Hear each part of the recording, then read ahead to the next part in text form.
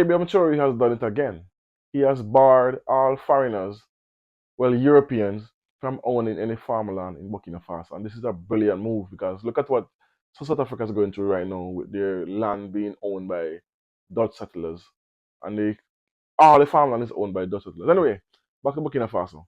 So there's a new bill signed into law, banning foreigners, Europeans, from owning farmland. You can own a home, but not farm property. So take a listen to the Minister of Education of Economy elaborate, talking about the bill, and then after I will elaborate and should give us some more of what's in this bill that's not said in this video. Take a listen. Boom. It is in its commitment to improve land management, an important text was adopted today in the Council of Ministers.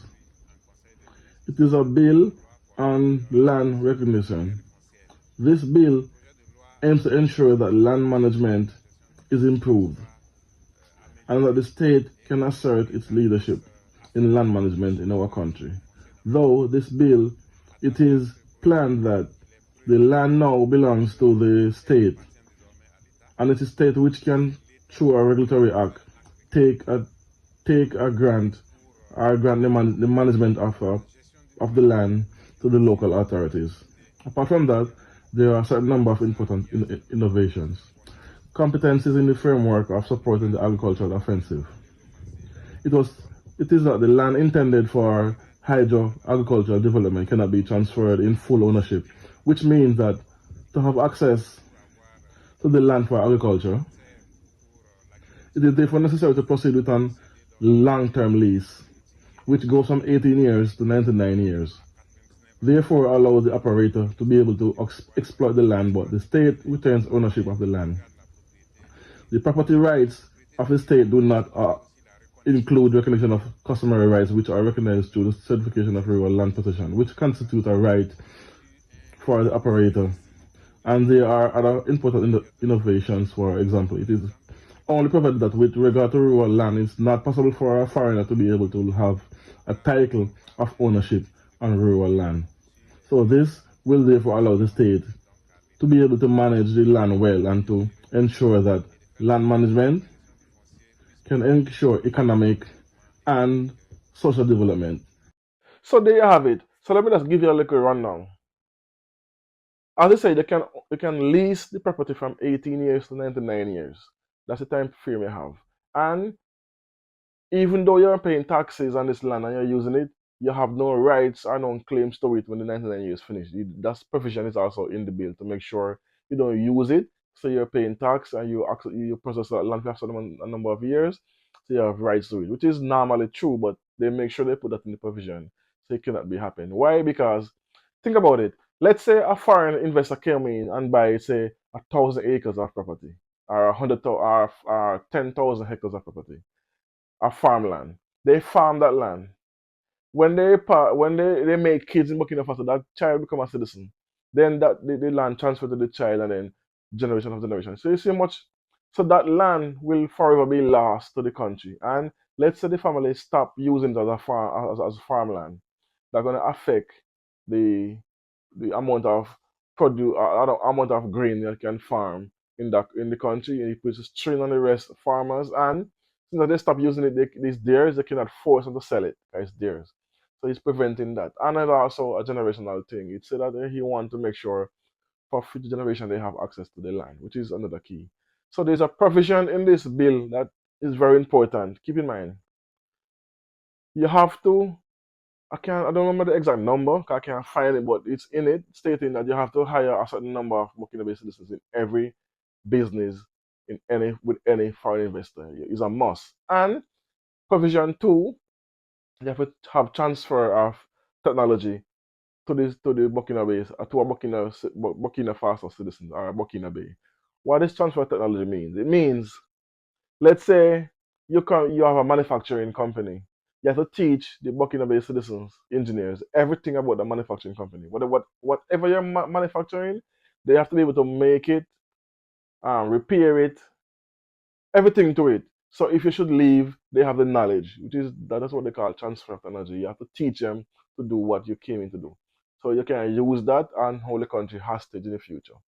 Because most African countries, when they bring in the Chinese company, the Chinese to build, let's say, a train track, and they leave, 20 years down the line or 15 down the line, when that train track need to be replaced or repaired, they cannot because there was no transfer of technology, there was no training.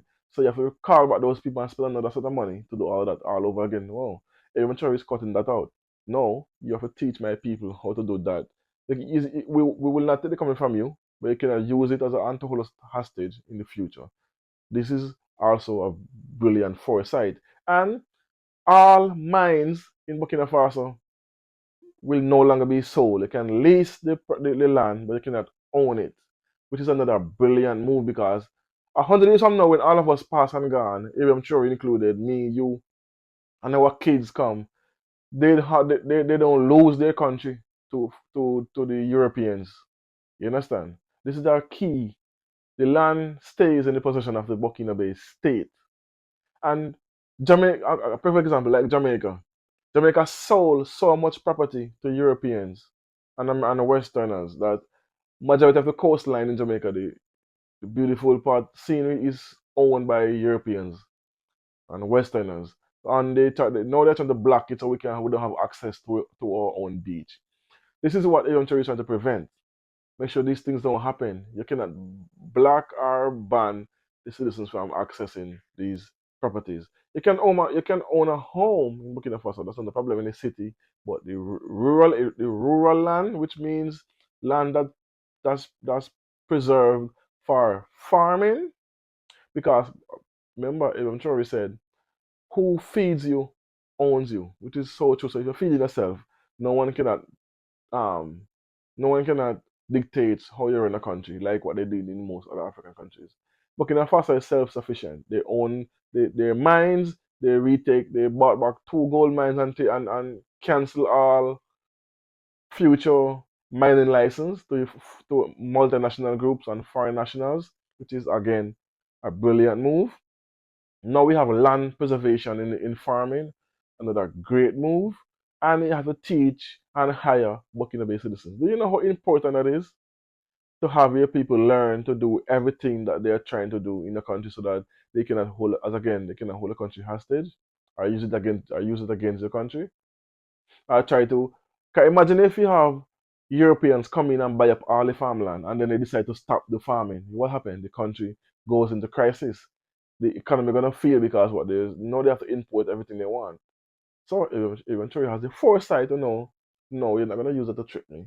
You cannot own it. You can only release it, and nothing can you cannot you don't have no you cannot go to the courts for them to help you because it's state owned. So they make sure they put a provision in it. So I'm sorry, man. See, my Wale is a hero, a smart guy. He don't only think for now, he think for the future generation. That is key. We have to start thinking for the future generations. He's not the first to do it, but I love the fact that he's one of the first in this Sahel nation to do it. Uganda have done it. You're gonna have the same policy. You cannot own certain property in Uganda. You can only lease it, which is brilliant. And so Inventories have done so much. He's building factories for his people to work. He's creating his own vehicle manufacturing, which is electric cars. He bought billions of dollars in farm equipments and tools and grains and water for his. When you say water, I mean as in building dams and stuff like that for his citizens. Upgraded his hospital to one of the best equipped hospital in the Sahel region. Um, what else? Sending school is now free as far as I can go. And what else? Um, they are now food self reliant. They have their own gold refining factories. They have their own waste management factory. They have everything you can think of. This man has done it. The president, and I hope we have other presidents emulate what he's doing, so we can be better and stronger in the future. Because what a united Africa is an undisputed Africa, which is a fact. Oh, so anyway, let me know what you think about this in the comment section. As always, don't know, tell a friend, like, comment, share, and subscribe. Boom.